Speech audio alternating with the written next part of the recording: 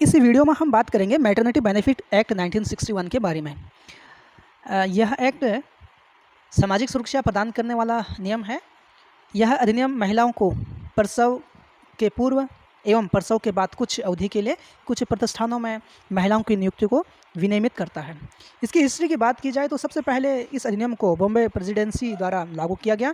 इसके बाद 1934 को मद्रास तथा 1938 में यूपी और 1947 में बिहार ने भी बनाया। 12 दिसंबर 1961 में केंद्र सरकार द्वारा इस अधिनियम को पूरे भारतवर्ष में लागू कर दिया गया। अब हम यहाँ पर बात करते हैं सेक्शन फर्स्ट की। सेक्शन फर्स्ट में कहा है संक्षिप्त परिचय एवं विस्तार के बारे में बात की गई है।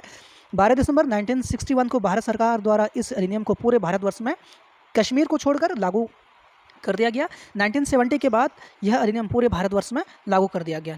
सेक्शन 2 की बात करें तो सेक्शन 2 प्रथम चरण में यह अधिनियम प्रत्येक कारखानों, खानों एवं बागानों में लागू कर दिया गया। घुड़सवारी, कलबाजिया, अन्य प्रकार के प्रदर्शन में नियोजित व्यक्तियों पर लागू कर दिया गया। यह अधिनियम ऐसे दुकानों एवं प्रतिष्ठानों में जहां 10 या 20 से अधिक कामगार पिछले 6 माह में कार्यरत हों वहां पर एप्लीकेबल होता है। और यहाँ पर सेक्शन 4 की बात करें तो सेक्शन 4 बात करता है प्रसवावस्था के कुछ अवधियों के दौरान स्त्रियों के नियोजन पर प्रतिषेध। किसी भी प्रतिष्ठान में नियोजक स्त्री श्रमिक को जानबूझकर प्रसव या गर्भपात या मेडिकल टर्मिनेशन ऑफ प्रेगनेंसी समाप्ति के दिन के शीघ्र बाद 6 सप्ताह तक नियोजित नहीं कर सकता है। और ना ही कोई महिला श्रमिक इस अवधि में किसी भी नियोजन में कार्य कर सकती है।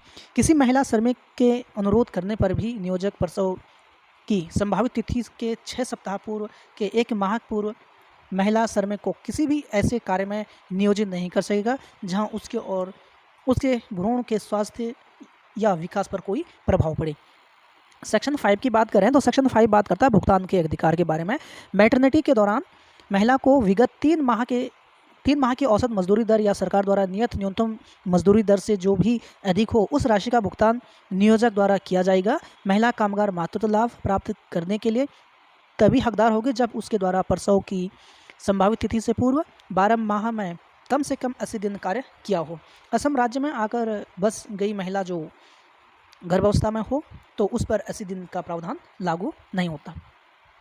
अब हम सेक्शन 5 तो हमने बात कर ली और सेक्शन 6 के बारे में बात करते हैं। तो सेक्शन 6 बात करता है दावा एवं भुगतान के बारे में। कोई भी महिला श्रमिक जो अधिनियम के प्रावधानों के अनुसार मातृत्व लाभ की अधिकारी अपने नियोजक को मातृत्व लाभ या अन्य राशि उसे या उसके द्वारा नॉमिनी व्यक्ति को देने के लिए इस अवधि में काम से अनुपस्थित एब्सेंट रहने पर नोटिस देगी। अगर स्त्री यानी महिला अपनी गर्भावस्था के दौरान नियोजक को नोटिस देने में असमर्थ रहती है तो बच्चे के जन्म के बाद भी नोटिस दिया जा सकता है। नोटिस प्राप्त होने के बाद नियोजक के लिए महिला श्रमिक को अधिनियम के प्रावधानों के अनुसार कार्य के अनुपस्थित रहने की अनुमति देना आवश्यक होगा। बच्चे के जन्म के संभावित तिथि के पहले देय मातृत्व लाभ महिला कामगार को अग्रिम रूप में दिया जाएगा। बच्चे के जन्म के बाद की अवधि के लिए मातृत्व लाभ का भुगतान जन्म के 48 घंटे के अंदर कर देना ज़रूरी है। और सेक्शन 7 की बात करें तो सेक्शन 7 बात करता है महिला श्रमिक की मृत्यु की दशा में यदि अधिनियम के अंतर्गत मातृत्व लाभ या अन्य राशि के हकदार महिला श्रमिक की मृत्यु हो जाती है और नियोजक प्रावधानों के तहत उसके बाद भी मातृत्व लाभ देने के लिए उत्तरदायी है तो लाभ महिला श्रमिक द्वारा नामित व्यक्ति को दिया जाएगा। सेक्शन 8 की बात करें तो चिकित्सीय बोनस के बारे में बात करता है। जहां महिला के लिए प्रसव पूर्व या बाद में देखभाल की व्यवस्था नहीं की गई है वहां मातृत्व लाभ प्राप्त करने वाले महिला को 3500 रुपये चिकित्सीय बोनस देने का प्रावधान किया गया है। चिकित्सीय बोनस निर्धारित करने की शक्ति केंद्र सरकार की है। प्रति 3 वर्षों में इसे बढ़ाकर कितना कर दिया गया 20,000 तक कर सकती है। अब यहाँ पर हम बात करते हैं सेक्शन 9 की गर्भपात आदि के लिए अवकाश। विहित प्रमाण उपस्थित करने पर गर्भपात या गर्भ के चिकित्सीय समापन की स्थिति में महिला कामगार को गर्भपात या चिकित्सीय समापन के बाद 6 सप्ताह की अवधि तक मातृत्व लाभ की दर से मजदूरी के साथ छुट्टी देना आवश्यक होगा। सेक्शन 9A की बात करते हैं तो सेक्शन 9A बात करता है विहित प्रमाण पत्र उपस्थित करने पर वंध्याकरण ऑपरेशन के लिए महिला कामगार को ऑपरेशन दिन से शीघ्र बाद 2 सप्ताह के लिए मातृत्व लाभ की दर से अनुमति के साथ छुट्टी देय होगा। अब हम आगे बात करते हैं सेक्शन 9A और 9 तो हमने रीड आउट कर लिया।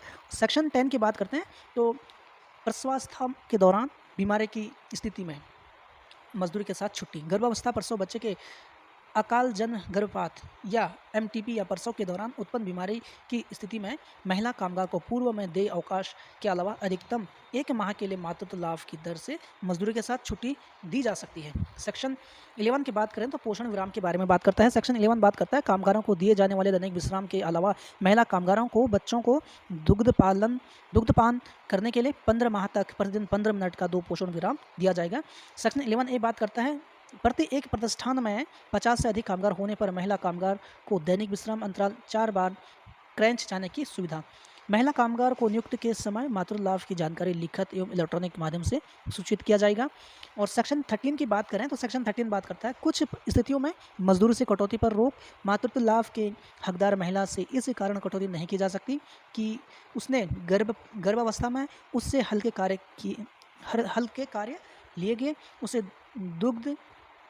उसे दुग्धपान के लिए पोषण विराम दिया गया।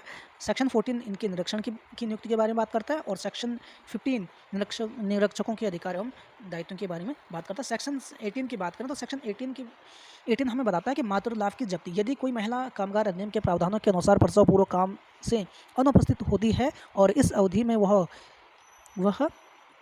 कार्य करती है तो वह उस अवधि के लिए प्रसूति लाभ से वंचित हो जाएगी। और सेक्शन 19 बात करता है अधिनियम के नियमों का प्रदर्शन। सुगम स्थान जहां कर्मचारियों का ध्यान जा सके वहां पर स्थानीय भाषाओं में लिखा जाना चाहिए। और यहां पर आगे सेक्शन 21 में बात करते हैं दंड का प्रावधान दिया गया है। सेक्शन 21 बात करता है अधिनियम के उपबंधों के अनुसार मातृत्व लाभ या भुगतान नहीं करने या महिला श्रमिक को नौकरी से हटाए या बर्खास्त करने पर दोषी नियोजक को 3 माह से 1 वर्ष तक का कारावास या 2000 से लेकर 5000 रुपये तक का जुर्माना हो सकता है। यदि नियोजक किसी ऐसे प्रावधान या नियम का उल्लंघन करता है जिसके संबंध में अधिनियम में कोई भी दंड का प्रावधान नहीं है तो ऐसे मामले में अधिकतम 1 वर्ष का कारावास या 5000 रुपये या दोनों से दंडित किया जा सकता है। सेक्शन 22 बात करता है निरीक्षक के काम में बाधा डालना। यदि कोई नियोजक निरीक्षक के काम में बाधा डालता है या उसके सामने कोई भी दस्तावेज प्रस्तुत नहीं करता है, ऐसे मामले में नियोजक को अधिकतम 1 वर्ष का कारावास या 5000 रुपये तक का जुर्माना या दोनों लगाया जा सकता है। सेक्शन 25 बात करता है केंद्र सरकार की शक्ति। अधिनियम के उपबंधों को प्रभावी रूप से लागू करने के लिए केंद्र सरकार राज्य को निर्देशित कर सकती है ऐसे कानून बनाए, है ना।